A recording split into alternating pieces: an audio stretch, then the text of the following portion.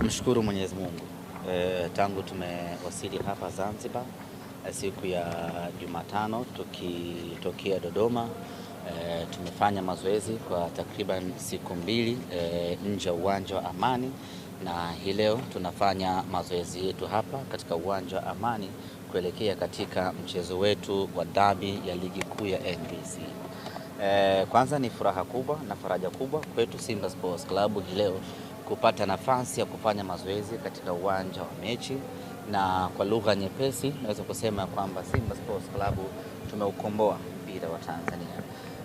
Tangu mpira wa nchi hii umeanza, haijawahi kutokea vilabu vya Simba na Yanga kufanya mazoezi katika uwanja husika wa mechi, na hii ni kwa sababu za kiutamaduni, za mazoea na kila kitu.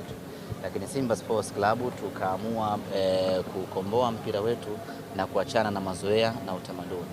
Tulifanya hivi msimu uliopita, lakini ilishindikana kutokana na mazoea ya watu ambao bado walikuwa nayo, ikaleta tabu kubwa.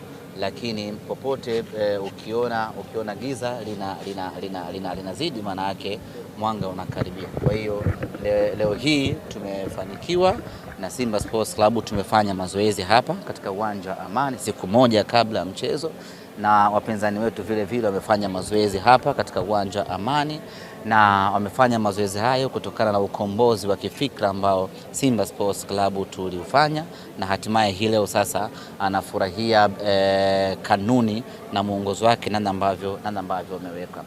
Tumefanya mazoezi yetu hapa na tunamshukuru Mwenyezi Mungu, wachezaji wetu wote wapo katika hali nzuri. Hakuna hata mchezaji mmoja mwenye changamoto ya kiafya. Wote ambao tumesafiri nao kuja hapa wote wapo katika hali nzuri na wapo tayari kwa ajili ya mchezo wa kesho.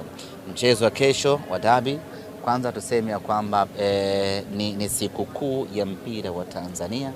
Ni mchezo unaoakisi mwangaza, unaoakisi taswira, na mchezo ambao unabeba hadhi nzima ya ligi kuu ya Tanzania.